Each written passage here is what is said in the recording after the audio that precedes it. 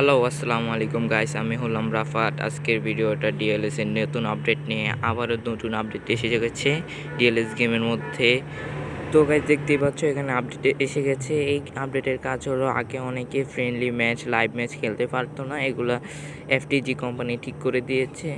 আর হ্যাঁ, আমরা যেখানে স্পেন করতাম প্লেয়ারের জন্য 200 ডায়মন্ড দিয়ে এখন ডিসকাউন্ট পাওয়া যায়, ওই জায়গায় প্লেয়ার চেঞ্জ করা হবে। আগে স্পেন করতে পারতাম এই প্লেয়ারগুলো, 22 ঘন্টা পরে এগুলো চেঞ্জ করে এই প্লেয়ারগুলো দেওয়া হবে। এই প্লেয়ারগুলো 80+ রেটেডের প্লেয়ার। এই জায়গায় স্পেন করলে শুধু শুধু ডায়মন্ড নষ্ট হয়।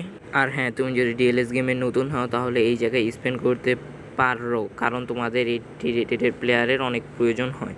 আজকের ভিডিও এই পর্যন্তই গাইস, বাই বাই। সবাই চ্যানেলটাকে সাবস্ক্রাইব, লাইক, শেয়ার করে দাও তাড়াতাড়ি। Yeah.